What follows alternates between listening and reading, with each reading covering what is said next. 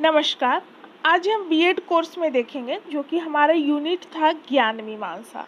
तो ज्ञान मीमांसा यूनिट के अंतर्गत एक टॉपिक है शिक्षण, टीचिंग के बारे में। तो आज हम टीचिंग के बारे में देखेंगे, जैसे कि शिक्षण का अर्थ क्या है, विशेषता क्या है, प्रकृति क्या है, प्रकार क्या है, शिक्षण सूत्र क्या है, इन सारे चीज़ों को यहाँ पर देखेंगे। लेकिन सबसे पहले देखेंगे कि शिक्षण का अर्थ क्या है। तो शिक्षण जो है एक प्रक्रिया है जिसका संबंध अधिगम यानी सीखने और विद्यार्थी के व्यवहार परिवर्तन से है। तो विद्यार्थी जब किसी चीज़ के बारे में सीखता है, किसी टॉपिक को पढ़ता है, उससे सीखता है, तो हम क्या देखते हैं कि उसके व्यवहार में परिवर्तन देखने को मिलता है। शिक्षण प्रक्रिया जो है कर्मिक यानी चलने वाली प्रक्रिया है, क्रम से चलती है तथा व्यवस्थित होती है, जिसमें कि शिक्षक, विद्यार्थी, पाठ्यवस्तु, संप्रेषण विधि, सामग्री इत्यादि तत्व सम्मिलित होते हैं। शिक्षण में हम क्या देखते हैं कि शिक्षक, विद्यार्थी, सिलेबस, संप्रेषण यानी कि टीचर विद्यार्थी को जिस तरीके से समझाते हैं वो संप्रेषण विधि के अंतर्गत आता है। और शिक्षण जो दी जाती है विद्यार्थी को, वो टीचर क्या करते हैं कि शिक्षण सामग्री का प्रयोग करते हैं। तो इन सारे चीज़ों का सम्मिलित रूप हम शिक्षण में देखते हैं।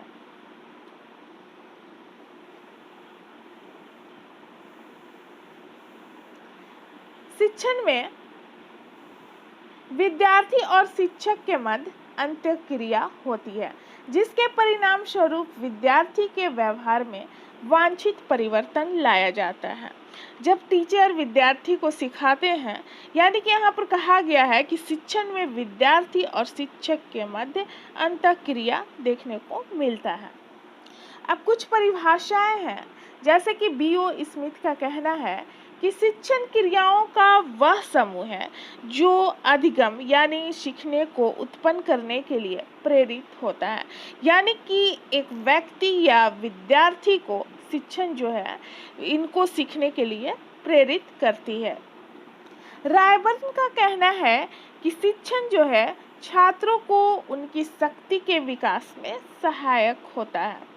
और बर्टन का कहना है कि शिक्षण अधिगम के लिए उद्दीपन, मार्गदर्शन तथा दिशा बोध है, यानी कि शिक्षण जो है वो सीखने के लिए मार्गदर्शन, दिशा का कार्य करता है।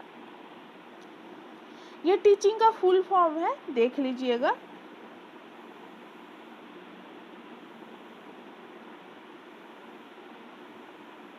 अब देखेंगे शिक्षण की प्रकृति या विशेषता भी इसको कह सकते हैं। तो शिक्षण एक अंतःक्रिया है, यानी कि जब कोई शिक्षण ग्रहण करता है तो उसके बाहरी विकास के साथ आंतरिक विकास भी होता है। दूसरा नंबर है शिक्षण कला एवं विज्ञान दोनों है।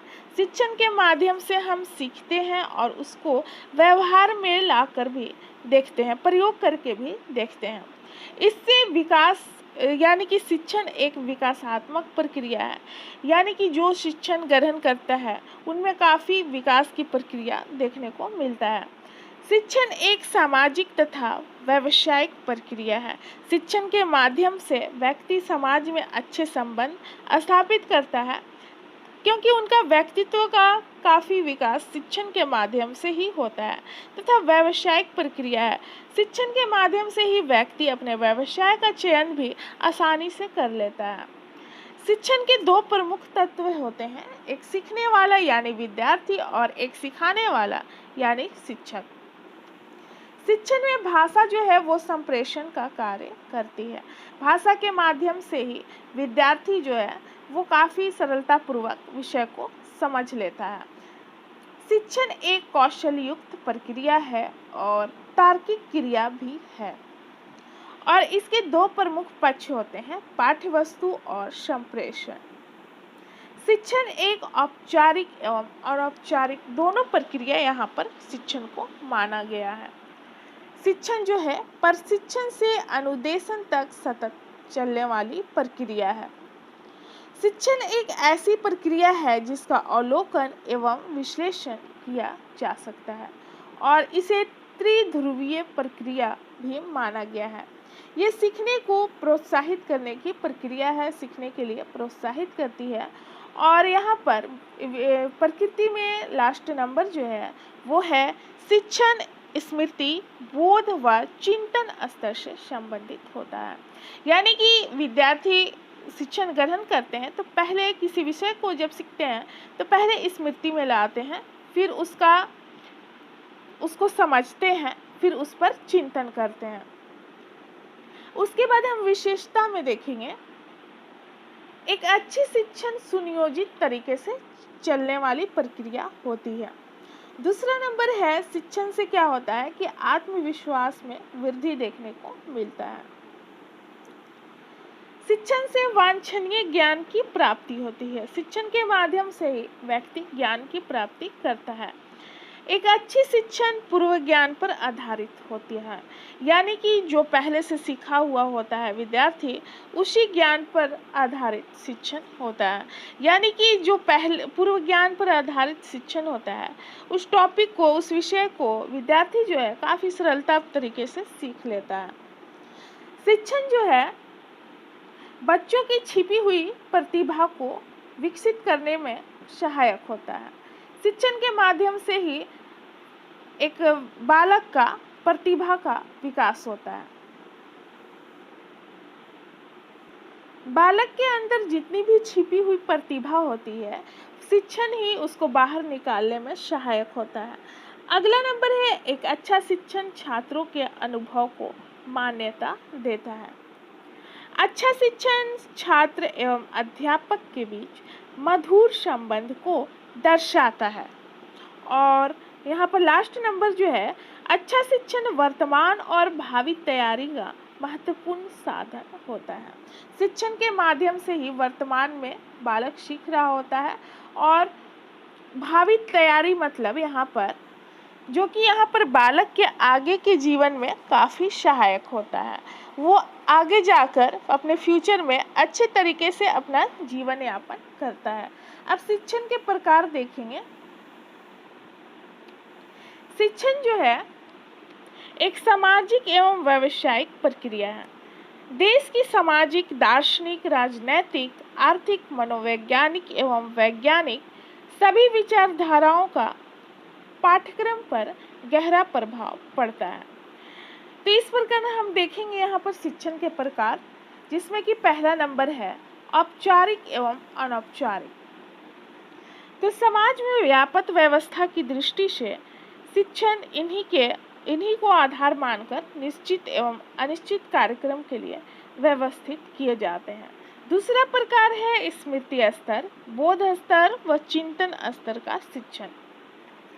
पाठ्य वस्तु को प्रस्तुत करने के लिए सबसे पहले स्तर का निर्धारण करना होता है। स्तर के आधार पर ही संप्रेषण की विधि का चयन किया जाता है। इन स्तर का संबंध शिक्षण के प्राथमिक, माध्यमिक और उच्च शिक्षा से होता है। तीसरा नंबर है शिक्षण के प्रकार में ज्ञानात्मक, भावात्मक व क्रियात्मक शिक्षण।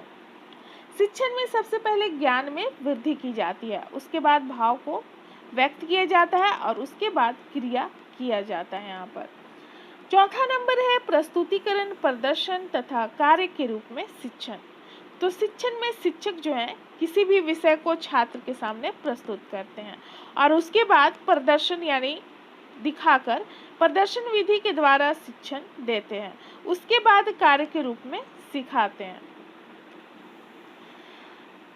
5 नंबर है वर्णनात्मक और उपचारात्मक शिक्षण। इसमें शिक्षक विषय का वर्णन करता है तथा छात्रों के समस्या होने पर उसका निपटारा भी करते हैं। अब शिक्षण के कार्य जो है, इसके पहले जो हम देखे थे शिक्षण के प्रकार, अब शिक्षण के कार्य में है अनुदेशन देना। तो शिक्षण जो है छात्रों को अनुदेशन तथा दिशा निर्देश देने का कार्य करती है। शिक्षण के माध्यम से बालक जो है अपने लक्ष्य की प्राप्ति करता है।